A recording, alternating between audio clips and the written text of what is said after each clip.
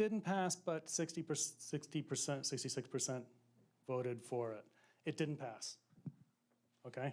No, I'm Last just town saying meeting? a majority did vote for I it. know, but you said it like 4 times. It didn't pass. I am a little put off that it's being brought back up again because I kind of feel it doesn't really respect the voters that did go in to vote against it before. I have another issue with the parcel. May I ask you to, may I come up to point to the slide? I don't have one of these handy dandy things. Sure.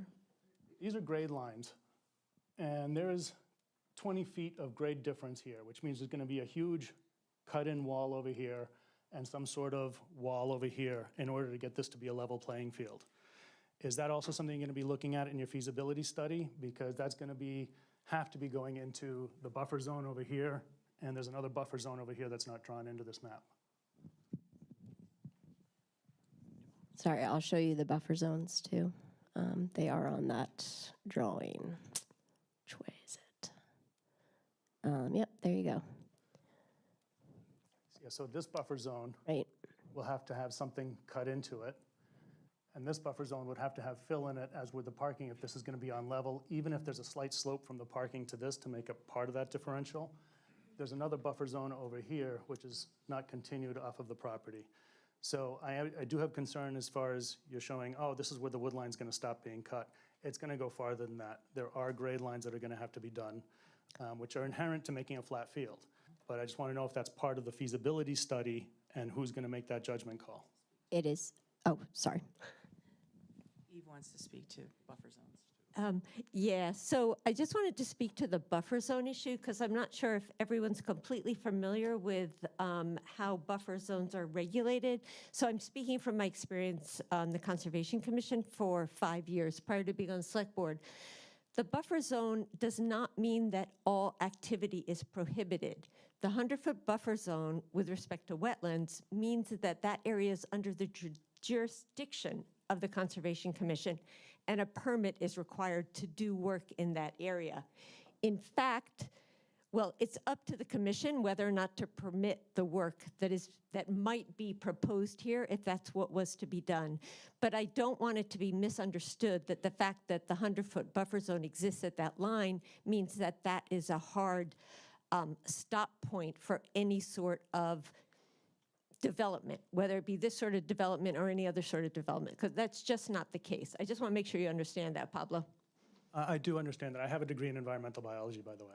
Oh, I'm not So, disputing no, that. I'm speaking just from saying the that for a factual perspective, not Harvard challenging Wetland you. Protection Bylaw. But there is a 50-foot no disturb.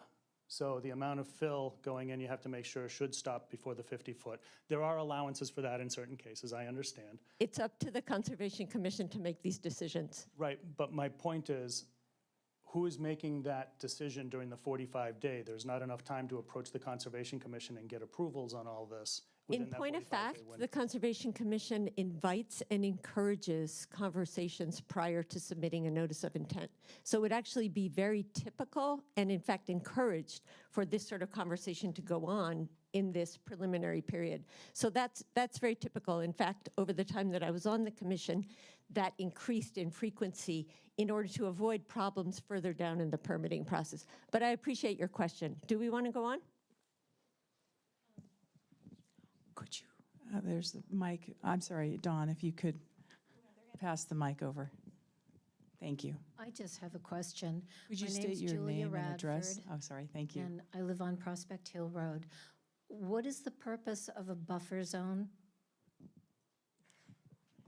Sorry, we're getting into the details of the Harvard Wetland Protection Bylaw. The buffer zone is an area that is adjacent to wetlands. It also exists adjacent to other water bodies, meaning like streams or rivers, which we don't have a lot of rivers in this town.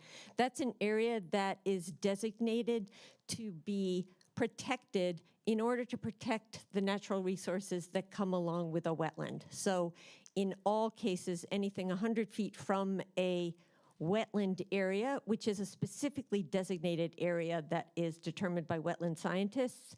That means that the Conservation Commission in all towns is required to evaluate anything that goes on. And I take that back, it's not in all towns. Our Harvard Wetland Protection Bylaw designates that 100 feet. The state has different requirements. Ours is more stringent. Did that answer your question?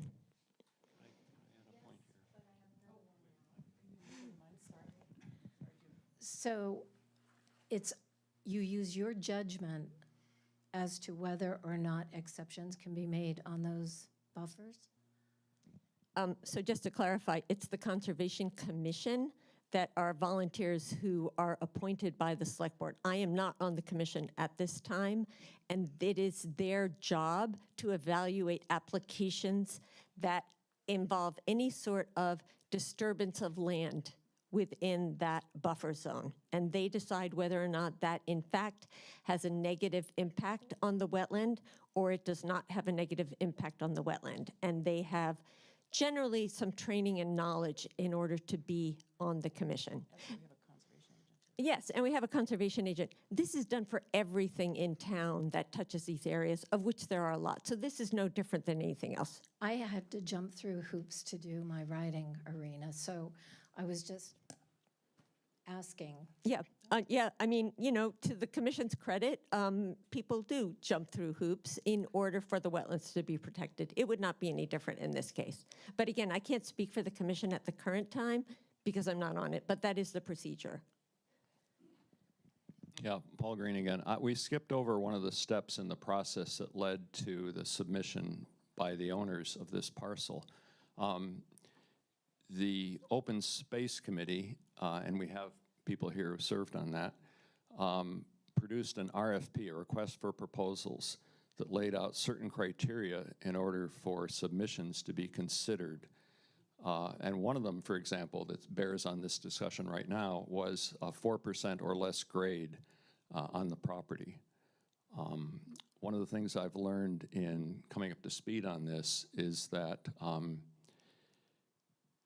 it's much more expensive to level a field if you have to truck in or truck out material.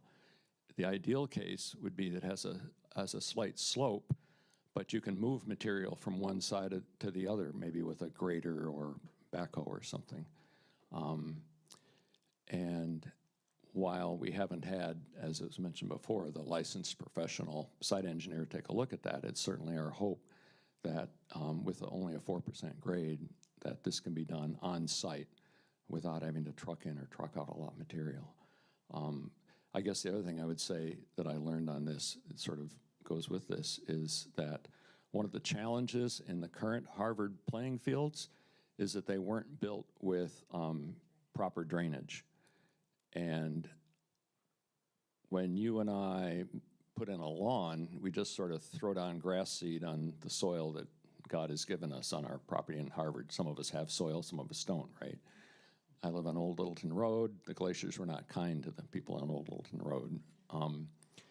But here, what we'll do, what we expect to happen is that the people that design this field will call for us to scrape off the topsoil, store it on a side of the property, and then level the subsoil, put in a layer of, say, perforated pipe, sand, gravel, something that's permeable, and then put the topsoil back on, seed that, and probably wait a year. And so if we get a big rainstorm, which seems to be more and more likely these days, the field won't turn to mud. The water will go down through the soil, through the subsoil, and be carried off. Which, of course, I'm going to anticipate your next question is, where does water go? Because under the laws of the state of Massachusetts and perhaps the nation, you can't just dump the water on your neighbor. If your neighbors are putting water on your property, you can go after them because the water has to be dealt with on site. And so that remains to be seen, but there's plenty of space on this property to store the water until it can seep into the ground. Thanks. Thank you. Oh, you got the mic. Good for you. Christine Winter at 104 Old Mill Road. I've been trying to follow, you know, as best as I can, information that came from you, from other people about this project. And I feel like it's the first time I hear about the Conservation Commission involvement. So I'm wondering now, I've heard of Park and Rec, I've heard of the Board of Selectmen, and now I'm hearing about other committees, whatever you call them, that are involved. How many people are involved as far as the committees, certain things, and how do we find information about them? Because, I mean, I've heard of the Conservation Commission, I guess, but it's the first time I hear them related to this project. So I feel like I'm not in the know anymore. Like there's things I don't know again, and I thought I would know things. So that's why I'm asking the question. Yeah, Dan Nason, Town Administrator. I guess I'm not really sure exactly how to answer that because the warrant article is sponsored by, I guess, Select Board. Parks and Rec is also involved because it would involve a recreation field. Conservation would only get involved if there was an application to construct something in that location. That's when that would be triggered. Open space was involved. They may have a say at town meeting, so it takes it through the process. So I'm not sure if that answers the question, but yeah. Okay. Yeah, sure, absolutely. Hi, Ahmet Çorapçıoğlu with Select Board. If I understood the question, one layer of complementary answer is all the committees, all the volunteers that are listed on the town website. So when we go over there and when we look at each committee, what they're supposed to be doing, I think it's a good start for all of us to know which committees are working and what their focus are. And given project might call in different committees to participate. So you want to build something, you might need to go to zoning committee. So, you know, I just rebuilt my deck. I had to go through the, different committees to get the permit, and then the inspector came, inspected at different stages. So, So we already have such a specific answer from the Conservation Commission. They've already figured the whole thing out. No, I think the statement more about at one point in the process, Conservation Committee will play its role and apply its logic as defined by the bylaws we have. But at this point, it's not at that stage. Thank you. Hey, I'm Bill Weiss from Old Mill Road. You're gonna have to forgive me, I'm a lay person as a first-time homeowner, so I apologize for the very basic nature of my questions, and I do not want to belabor the Conservation Commission dialogue that's happening, nor the buffer zone, but it is a good avenue for me to understand procedure a little bit, okay? So Pablo was able to kind of talk a little bit about the buffer zones. You were kind enough to explain what that meant and the certain level of discretion that the Conservation Commission has in allowing development of any kind in those buffer zones. So we can understand there's a grade issue here. Obviously, you're saying that it's a 4% grade or less than. We are to be happy with that because we're not loading in a bunch of fill at the cost of everybody, even if it's leftover money or not. It still comes from tax dollars at some point. And so if we're moving all that dirt around, have you guys, do you believe now with your walk with the consultant that there might be an avenue where you would have to approach the Conservation Commission on these on the potential of moving fill around for retaining walls and such? So do you believe at this point that you're free and clear of having to approach the Conservation Commission, or it's most likely? Because there's a second part of this question, so I can understand procedure. So go ahead. Sure, I can try and answer that. Dan Nason, Town Administrator. The short answer is yes, the Conservation Commission will have to be approached on this. But again, there's no application. The plan that's shown up here is purely schematic. We understand that there's grade changes. We understand all that. A typical field will need a 2% slope on it anyways for the grading, so you can add that to it as well. So if you have a 4% slope and then you need a 2% slope to finish, there's obviously only a 2% grade change, right? So yes, we're not at that stage at all at this point. This is purely schematic. It's just to show that a field can fit in this location. Lovely. So, yeah, No, so- and that's a great answer. so that- So that's why I now now that I understand that, on to my procedural question. So the Conservation Commission is made up of volunteers, yes? Correct. Arguably an independent commission, correct? Yeah, there's also a conservation agent that works with the professional staff that works with the commission. Exactly. So, but that commission is arguably an independent from the select board, yes? Yes, correct. Okay. So what in that 45 days, and you might have answered that earlier about engaging in conversations prior to permit to not allow permitting issues to be exacerbated by delay. But how confident are you as a select board that the Conservation Commission will then vote yes if there is a situation that, because that seems a little bit weird that a cart horse kind of like chicken egg thing? Yeah. It being an independent commission, and we're buying land that may or may not. Obviously, there's contingencies on the purchase of the property. Sure. But there's a lot of energy, going in for the what ifs. Yeah, to talk about conservation, I think it's far down the road. Conservation wouldn't Exactly. get involved at this point in the project, even in the 45 days, because in order for conservation to get involved, it actually has to be an application for something. So Correct. it means an actual design to bring to them to file what's called a notice of intent to say, this is what we intend on building in this location, and it's going to affect the buffer zone or the wetlands or whatever at that point in time. We're not anywhere near that. The investigation at 45 days is going to be environmental investigations, and to see if something can be built here that would suit us. And apologies, I'm not going to dominate the whole thing. One last follow-up question, and I'll get out of your hair, I promise. I don't have much left. I don't have much left. So Listen, no. So let's just play a theoretical based on the contingencies on the purchase of this property. It wins. You go ahead and purchase the property with contingency. Upon investigation, you do realize that there has to be engagement with the Conservation Commission for said buffer zone. For whatever reason, because we live in a free democratic world and it's truly independent, not independent, they actually vote to say, no, you can't infringe on the buffer zone. Does that trigger then the contingencies as laid out in the potential purchase of the Arnold land?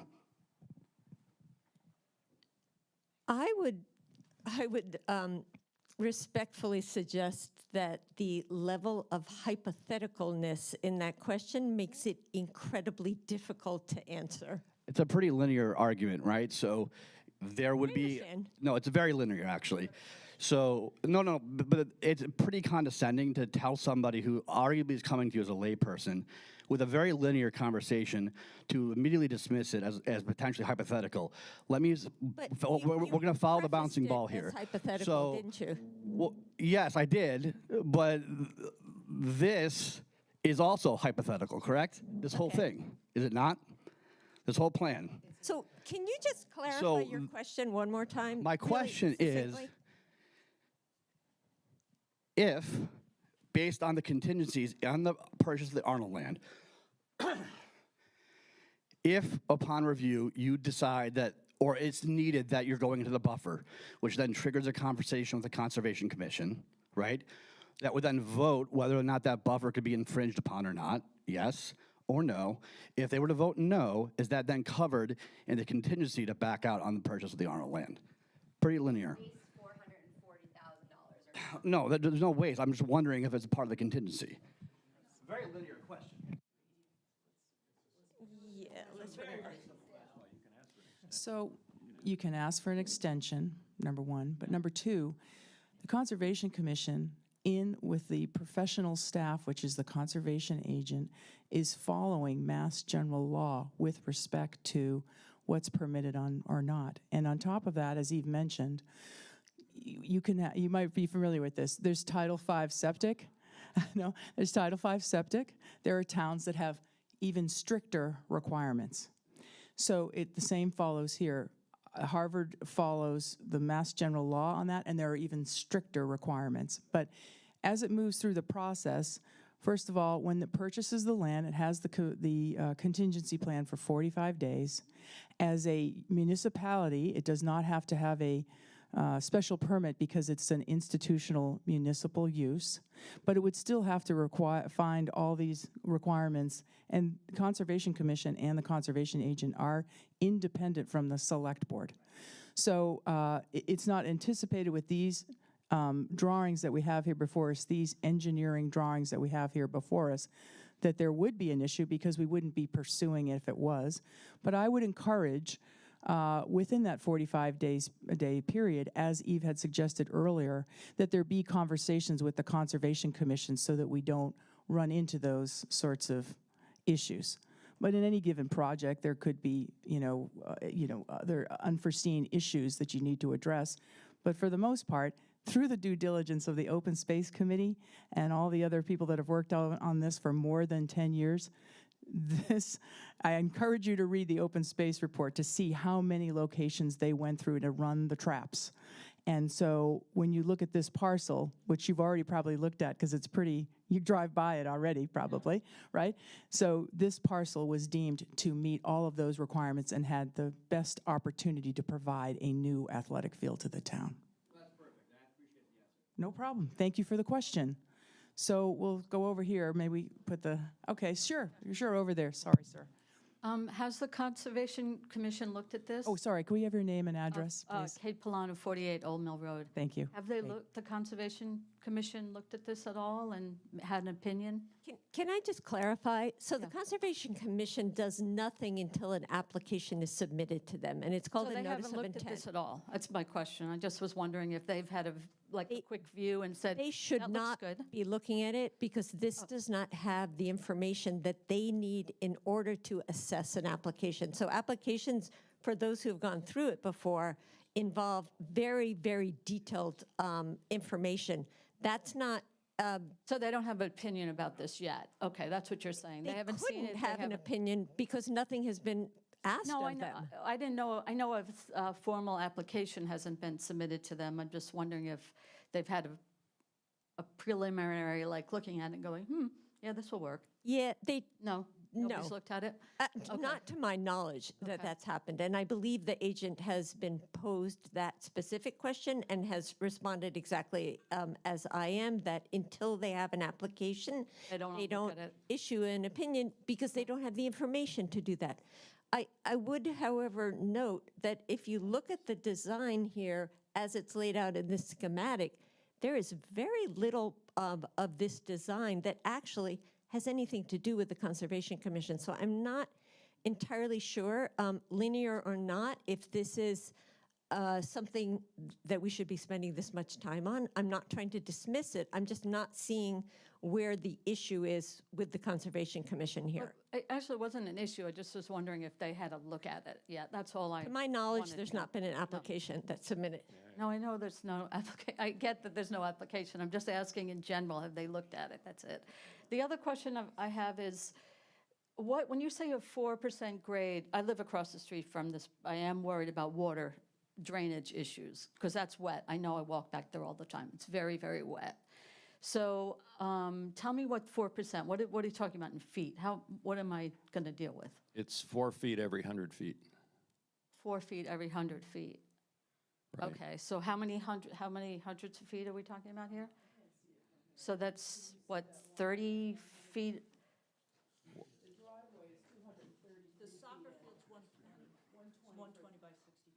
So Yeah, 12, number is so small I can't read it. so 12-foot drop probably to Old Mill?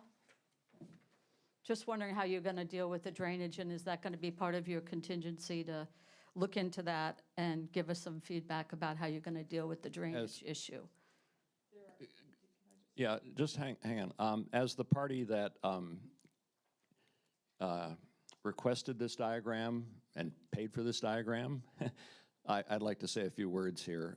Paul Green again, Old Littleton Road. This diagram was done by looking at paper records. The professional engineer who drew it up did not do a site visit, did not do soil tests, did not verify that the contour lines are correct, because that would have been even more expensive. And the purpose of this diagram was to take the information that we knew about in the records and prove to everyone that you could build a rectangular field of the right size on this property. And in fact, I will just say, the first diagram we got back did not have this configuration. And one of the things that the people working on this knew from previous experience, right? This is not the first rodeo for anyone involved in this process. It may be new, and I can tell from the questions, it is new to some of you, but the people on these committees working on this have been through this before. We have people on the committee that worked on Harvard Park, on Charlie Waite, on the other fields and maintain them, and are very familiar with the process and how to make it work. So we actually had the diagram adjusted to make sure that we weren't within the buffer zones or the restricted zones, let's put it that way. Thanks. Thank you. And there's also quite stringent requirements for storm water management. And the water, if you put a driveway on, you've got an asphalt driveway or something, and you're now shedding a lot more water, and we had to go through this with the new library, actually. You have to keep that water on site.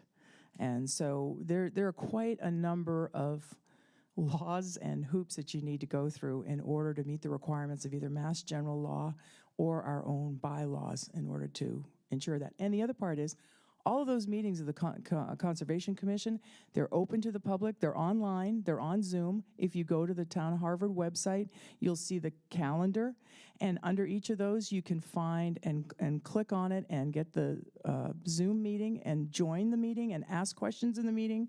And you'll also see all the documents that are used in each of those meetings that are required by law. So we can't discuss something on a piece of paper that hasn't been posted to the public. And then after that, following that, you have minutes from the meeting. And we vote on those to make sure that they're accurate. So even if you've missed a meeting, you can either A, take a look at the minutes, or go to our great people at Harvard Cable Television. And on that HCTV site, all of our meetings, our videos are available to the public. And so you can look at all of those different meetings. But there are quite stringent requirements with respect to all the things they do and what we're following with our own bylaws and Mass General Law. Kate, sorry. Yeah, that drainage question, I'm not sure if I got a complete answer, but I can find out when you start to look into this.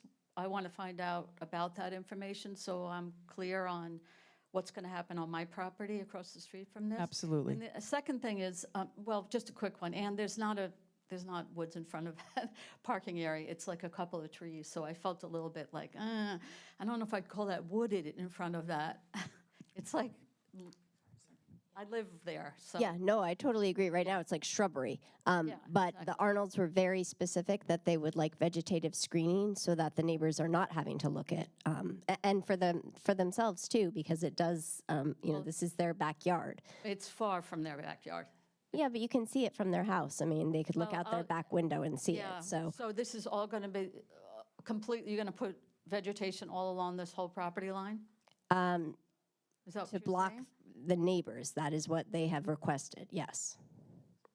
Okay. Try someone new, Pablo, first. Sorry, sir, go ahead.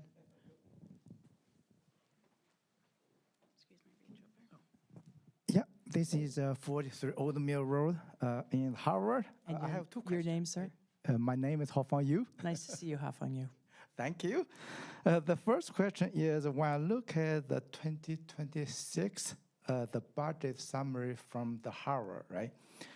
In the 2026, we have 1.3 million deficit. This means not, right? So We haven't. in this meeting, there's a lot of people said fundraising, get the money from somewhere, right? I don't want to make sure if you can get the money for somewhere, just create a document said, hey, for this project, we never use the town money or taxpayer money. This is the first question. Okay. Because when we build the field, right, we need more than $2.5 million.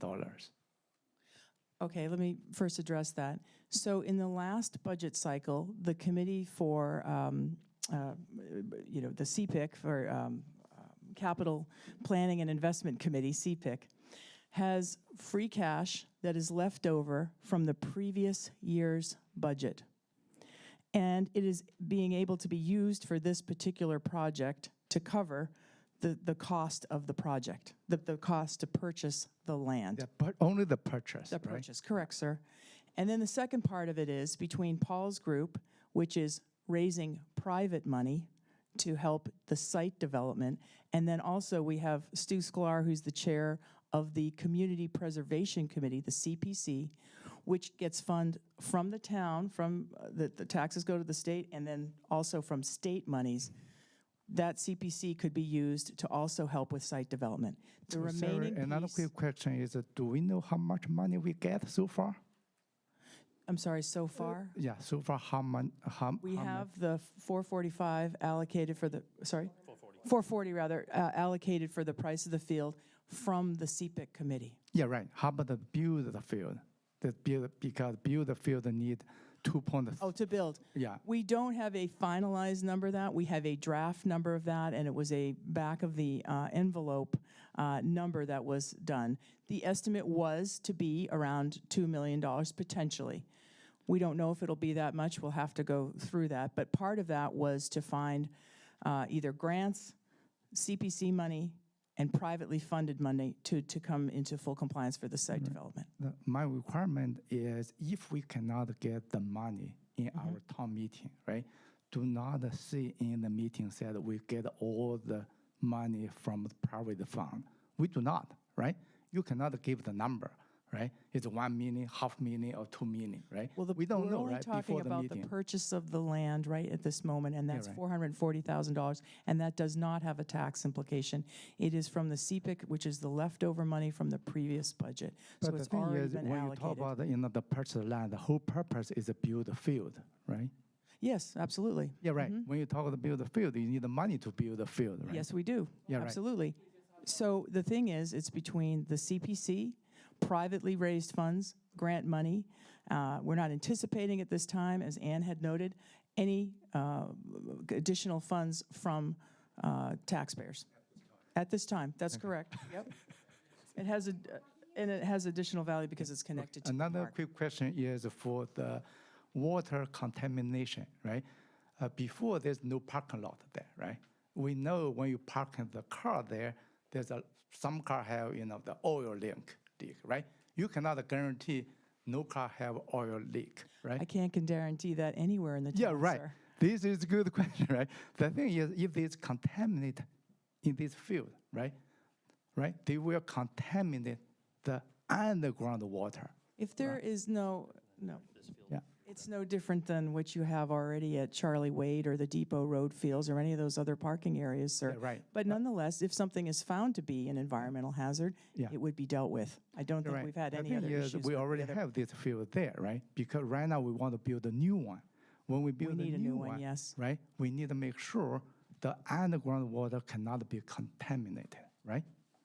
This is That is the same requirement, difference right? at all of the No, fields. it's different. For example, How is it different, sir? It's a difference in the 1965 or 70, right? You can dump all the oil to the ground, right, in America, right? Then we have a law said you cannot do that. We do right? now, yes, that's Right? correct. So that This would is apply true, to right? the field. Yeah, this is a new field, right? When Yeah. we build a new field, there's a new rule, new law, right? This means you cannot contaminate the water in underground, right?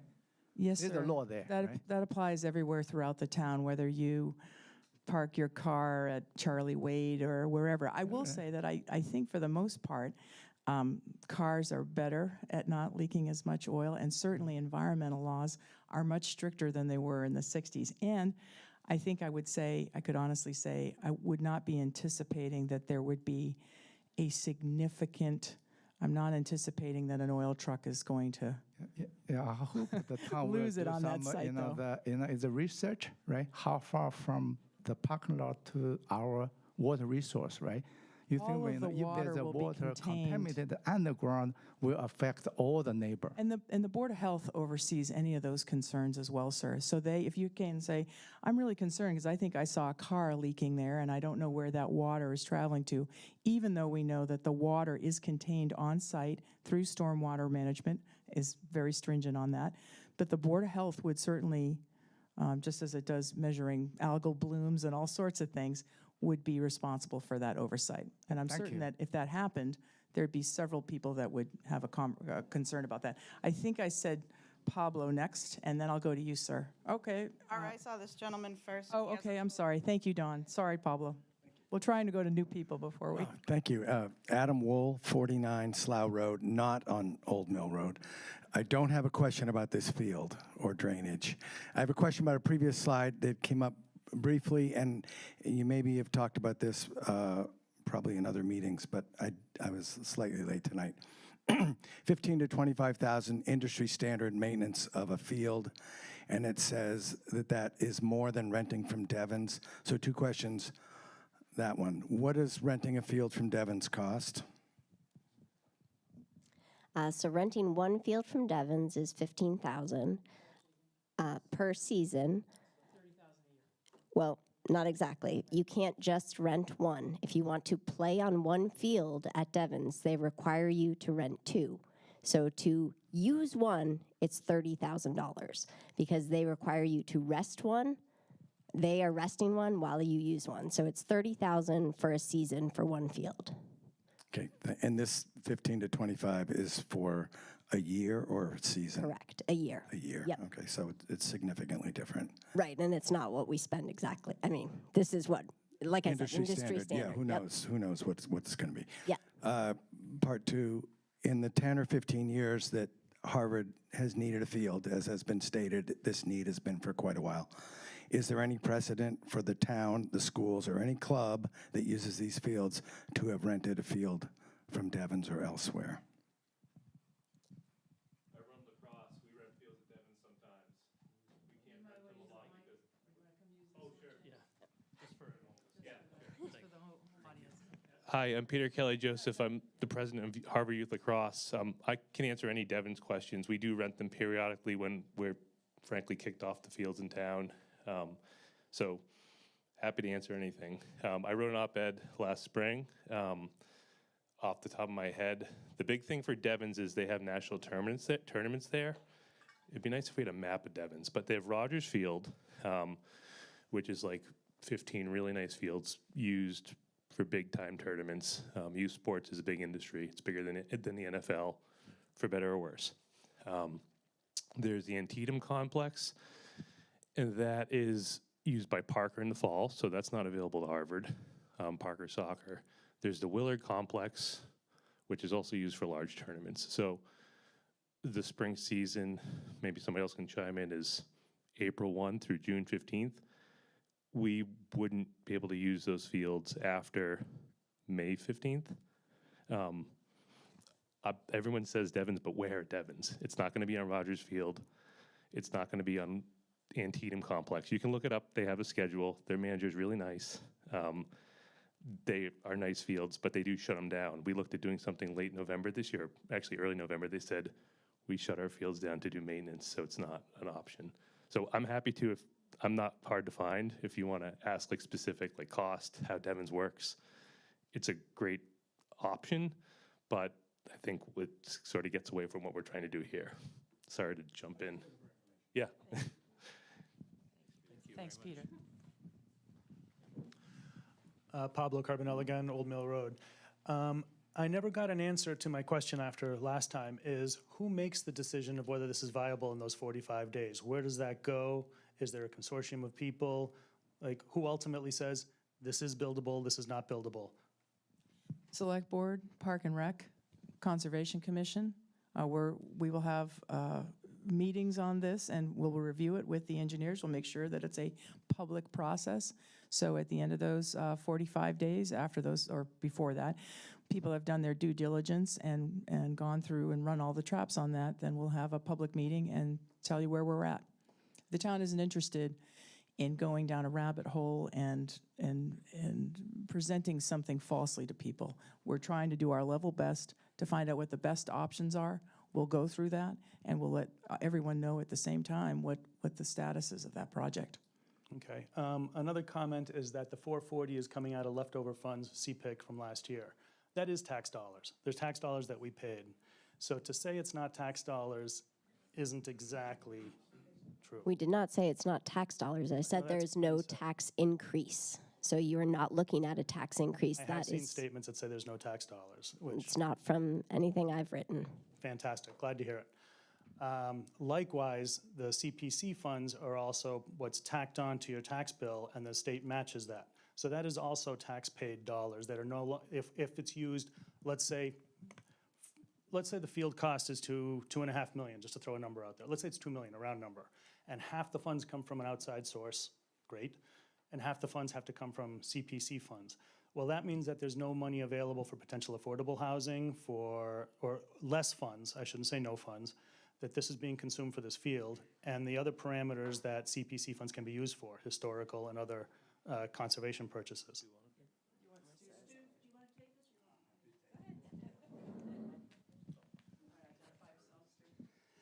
Stu Sklar, Scott Road, Chair of the CPC. So CPC funds aren't an increase in taxes, they're already on there. And one of the reasons I think Harvard voted to have a CPC, because it's an optional thing around the state. It's not something that you have to do. 200 out of 351 towns have CPC. And we voted it in '01. We voted to increase it 3 years ago to the state maximum. And we don't get a total match. We get it, last year we got a 20% match. So it varies widely in how much we get. But I can't think about everyone in Harvard, but I know why I voted to increase it is that CPC is a way to get things done. If you go to other towns, their council on aging, their municipal affordable housing or affordable housing projects, their historic district or buildings that need to be repaired, get done with CPC funds because it gives you a way out of the normal town budget to pay for this stuff. And last year we got a 20% return on our money from what we put in and what the state matched us with. So 20% return in a year, I'm pretty happy with, and that gives us money to spend on projects. And this, I think one of the things that's been lost here is that this is 2 or 3 years away from getting to how you're gonna build it. This is just buying the land.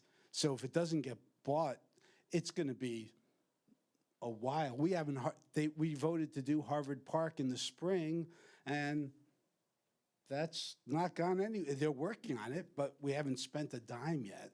So I don't know, CPC funds give us a lot of flexibility, and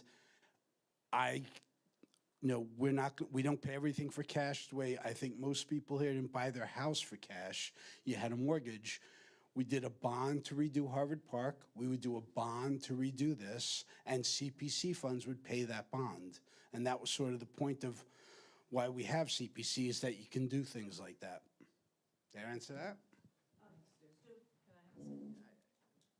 Sorry, just to go one quick thing, is that CPC funds still are approved by town meeting. They go through, the CPC has a rigorous process of grading what projects come forward, and those are still approved by town meeting. Marissa Steele, Ayer Road. I'm on Park and Rec, and I'm also on CPC. So if CPC funds were needed to supplement private fundraising, it would be bonded. It would be like a mortgage, okay? So right now, Harvard Park, the construction and rehab of the track and the field, et cetera, is being bonded by CPC. Okay, so if we have 1 million each year type of thing, Stu? Something like that. Million, okay.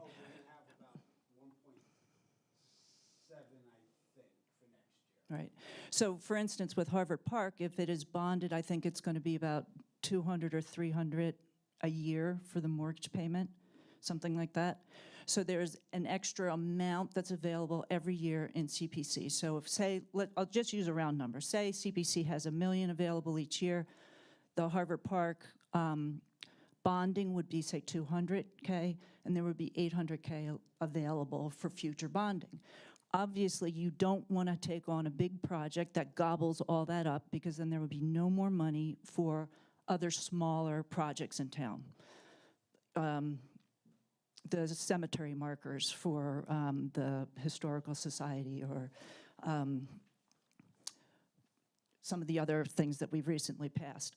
So what the state CPA committee has told our commission, you should only max out bonding capacity to about 65%, so that you always have 35% available for other projects, okay? So correct me if I'm wrong, Stu.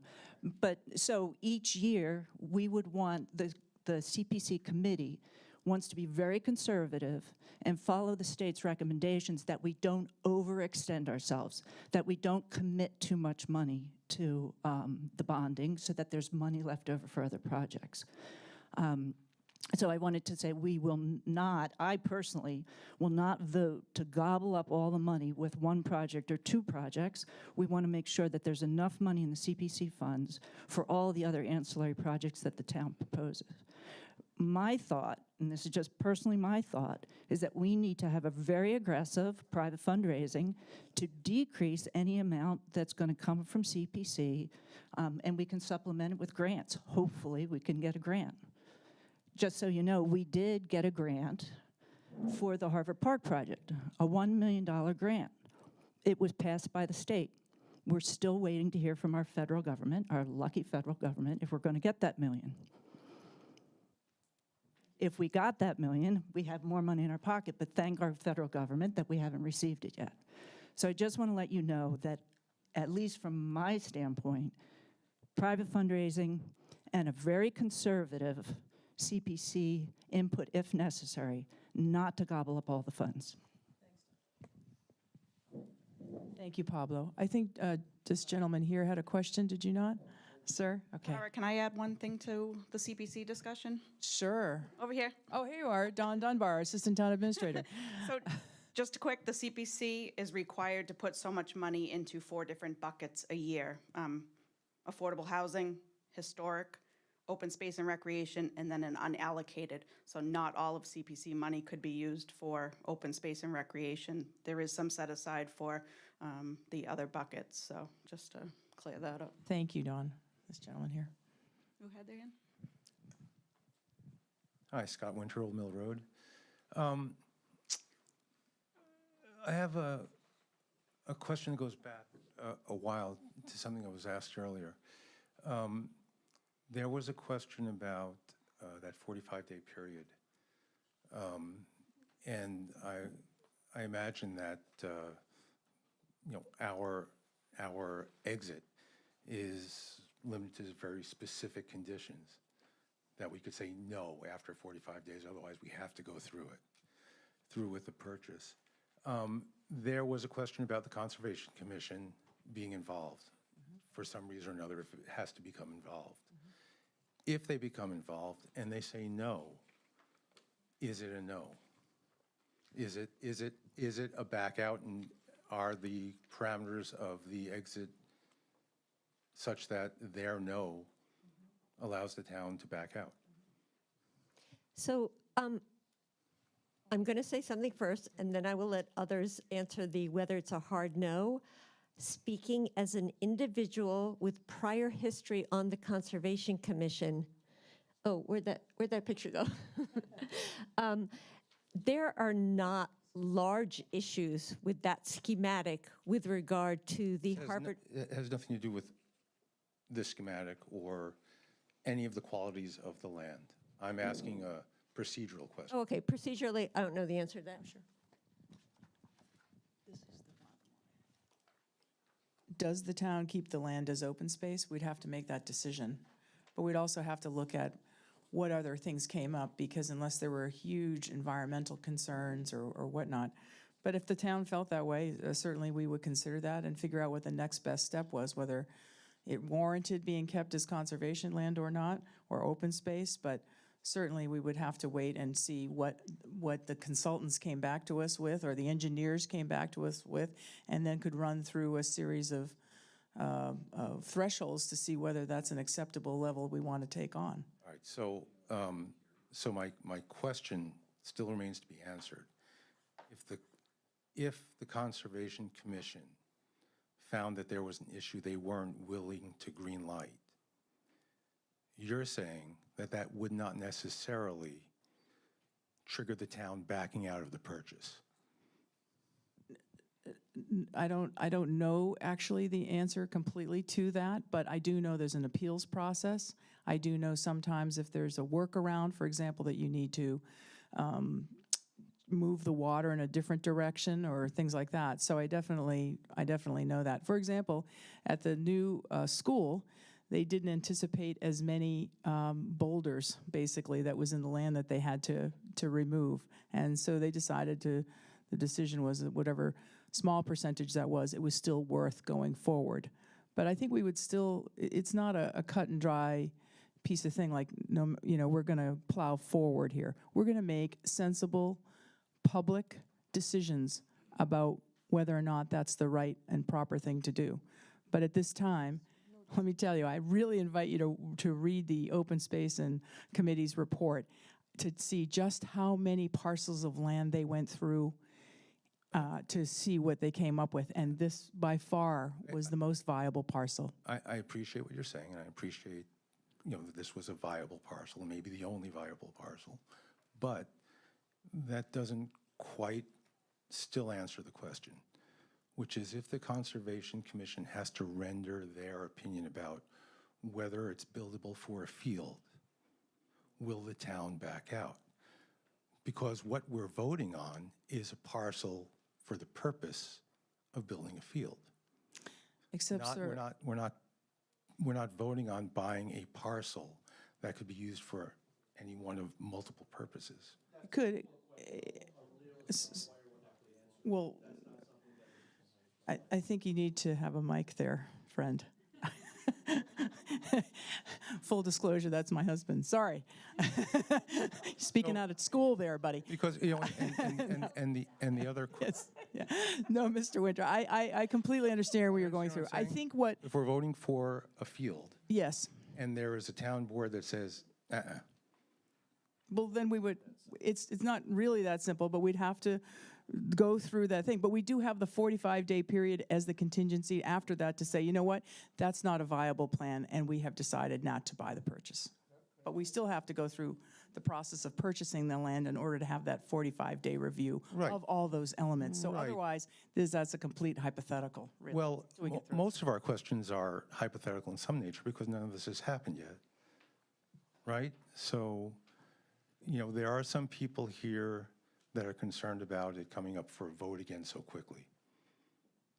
I happen to be one of them because at a previous town meeting when the issue of the water from Devon's had to be re-voted on, the selectmen were asked, well, what happens if we vote no?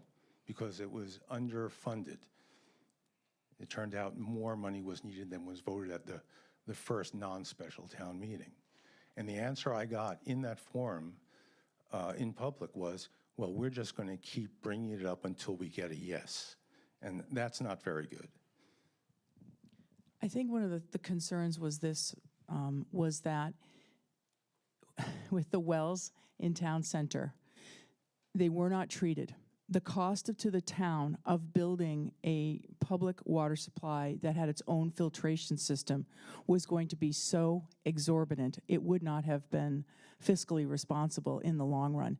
The major concern was the PFAS level. Kara? And no, let me just finish for the other folks who are asked the question. I don't want to litigate that. I know, what I'm telling you, though, is that... the comment from the selectmen. Well, the thing was, I could go on for a while. There was a construction management program, and they were off significantly. We were really, I'll use the word ticked at the level of the projection that they were off by. However, comparing that with what we would have to pay to staff, maintain, build a public water supply and so forth, it wasn't going to be worth it. And to maintain also, the PFAS standards have continued to be lower, and so Devon's was the best opportunity to make that work. So the point is, that's not really, that's an apples and oranges sort of situation here. This is just simply land. But my point is... I'm going to give it to Dan. He's our the selectmen engineer. We didn't get the answer we wanted, so we're just going to come back over and over until we get a yes. That was his comment. Now, everything you said, very reasonable, but that's not the point I'm trying to make. The point I'm trying to make is when we vote no, is it no?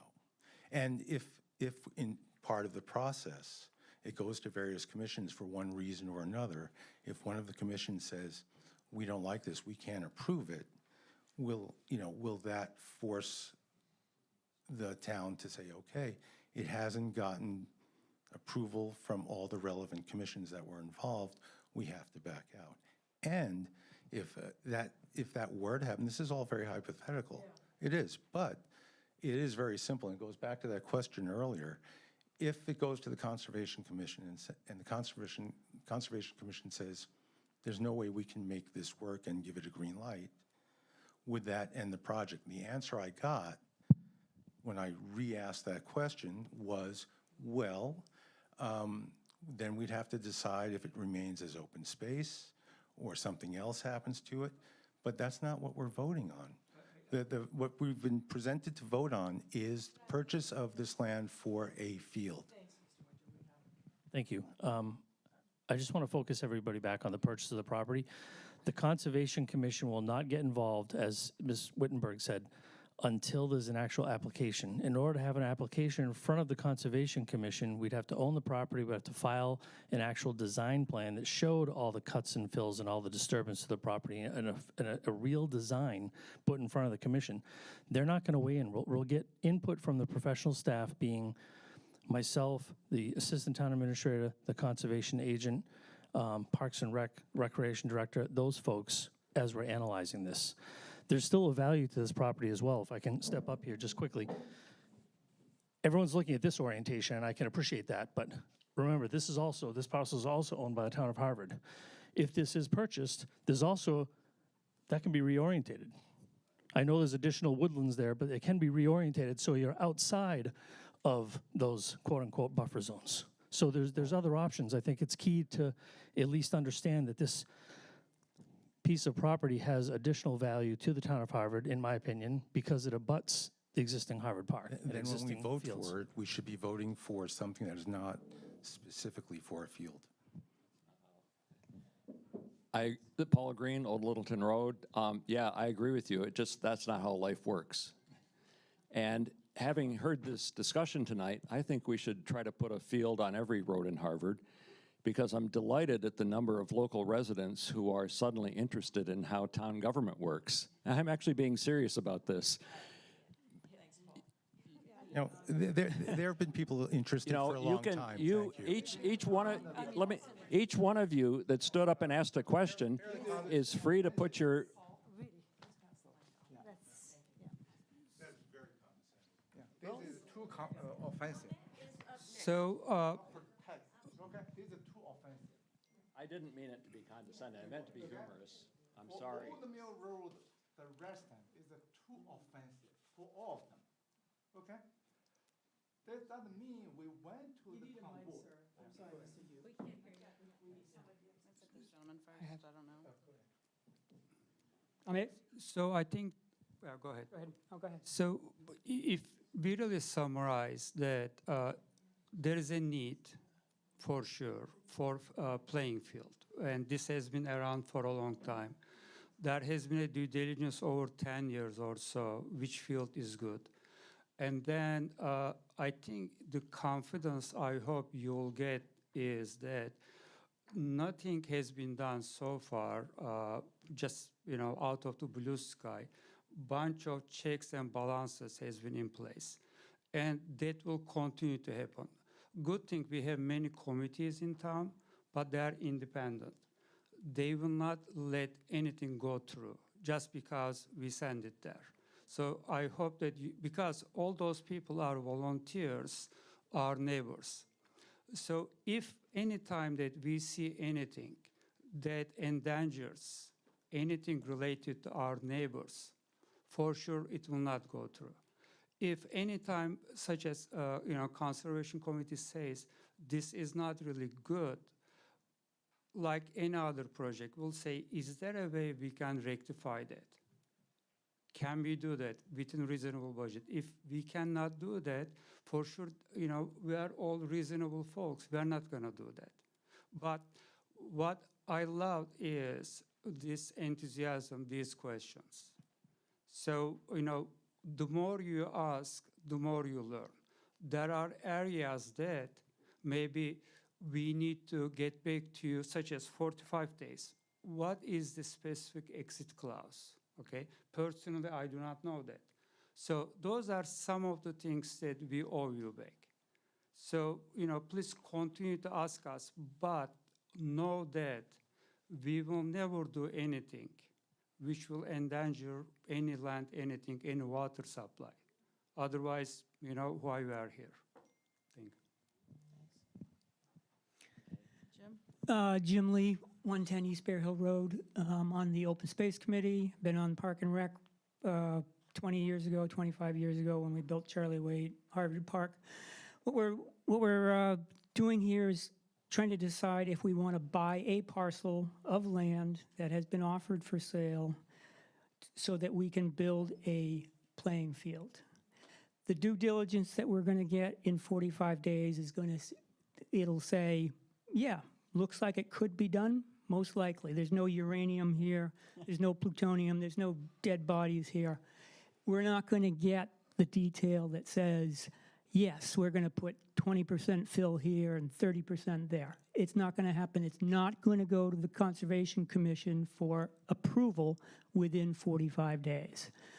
The rule or the agreement with the Arnolds is that if this land is not usable for a playing field, the town can still own it and it will become open space, preserved forever. That is their intent.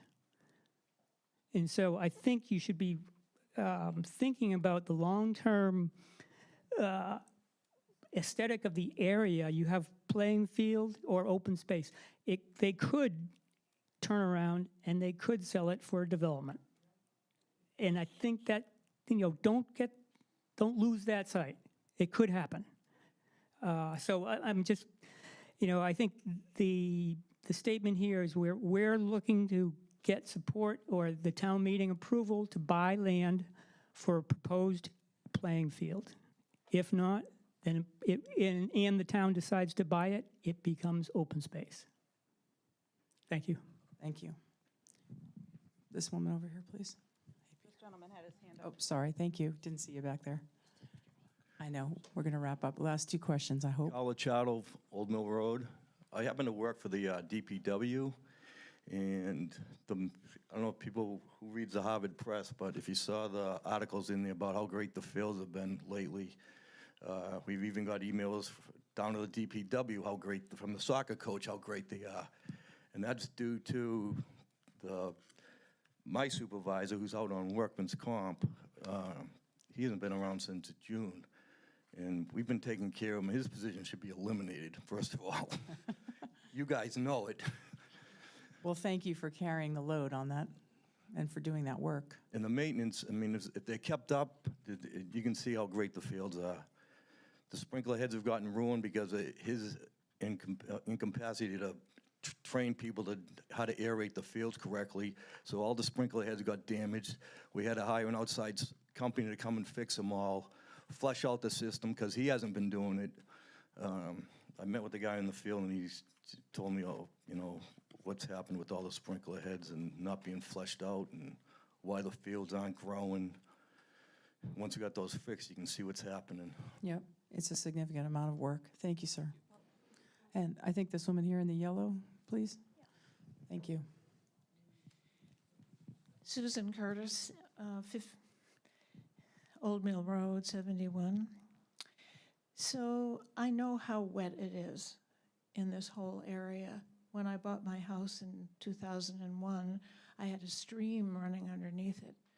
And my property has been protected, as many others are, by French drains, correcting the flow of water. And if you walk with a person to evaluate the fields now, we're almost in a drought. And the condition of the fields now is very different from what it is in the winter and the summer and the spring and the fall, if there's rain. It was nice to hear you say you were concerned about endangering the neighbors. And I feel very remiss if I didn't ask this question. which is, in any of the deliberations you've had, have you ever considered the life that's already there, the wildlife, and the life in the wetlands? You know, we tend to examine such a question like this. What can we do? Because all we have to consider is, do we need it? Do we want it? Can we take it? Can we pay for it? And there's very little consideration of what's already there. And what's already there is not only the wetlands, but a lot of large animals that are moving and living there. The deer are sleeping in those fields. If we put a camera, as has been done in another part on the other side of the road, actually, by Cappy years ago, he put an infrared camera, and he was astounded at the wildlife that was there. The wildlife has been compressed. Their habitat has been compressed by the building in Devens and now by the 40B at the end of the road.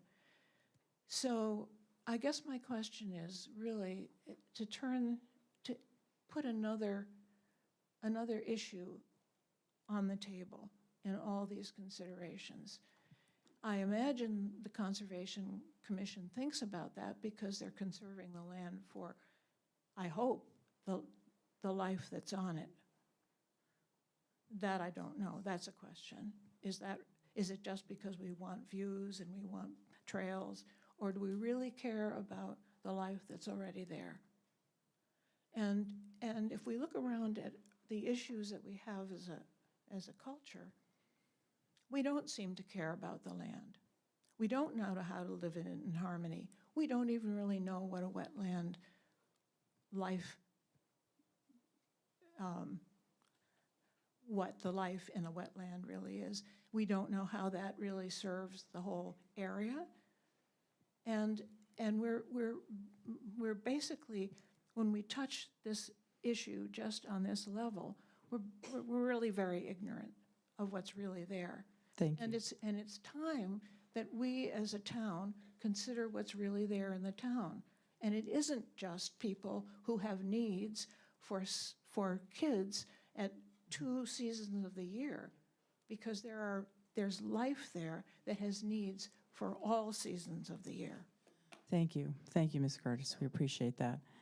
Just so you know, the land shall be used solely for active recreation or conservation purposes.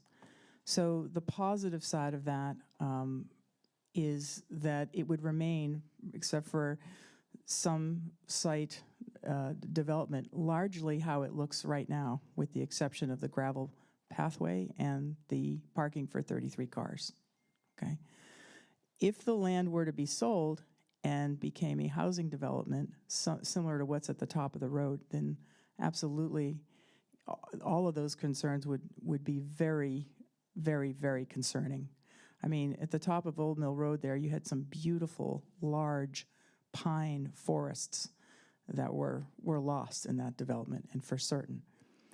As of this part, the Conservation Commission with the conservation would do the due diligence with respect to the wetlands, if there's endangered species, for example, and so forth. All of those rigorous steps would be followed to that end.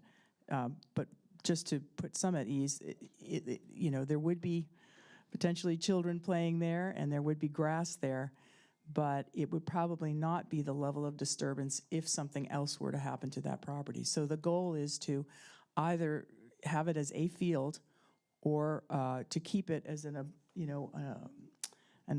addition to the conservation land that's already there, barring any, you know, really awful environmental concerns that may come up, to Mr. Winter's point.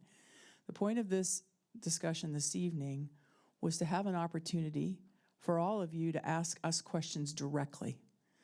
And I encourage you to come to our select board meetings, to our town meeting, to check out the town website for the calendar for the meetings that are happening. If we can help you, you can call any one of us at any time or send us an email. Our emails are on the town website. We invite those questions. The point of this meeting is for you to ask us and get that information directly. And we wanted to make sure that you had an opportunity to do so in the best possible way. As I said at the top, at the end of this day, we are still neighbors, and we all care deeply about our neighborhoods and our town. And none of us want to do anything that would harm that in any way. And we want to be neighborly to every citizen that lives here. It's why we volunteer. And so we're trying to help on that. And I welcome any of you to contact any of us in the future about this. That is our last piece. The town meeting is September 27th. It starts at noon with the leftovers from the planning board articles that were started last spring that we didn't get to. This spring town meeting starts at 1 p.m. There are only 5 articles, one of which is this article right here. So I encourage all of you to attend town meeting. And in between time, any other questions, anything you ask, we have our town administrator here, and all of us here are willing and happy to answer and help direct you to the resources or whatever you need to get the answers you need to vote on that. Thank you very much for being here this evening.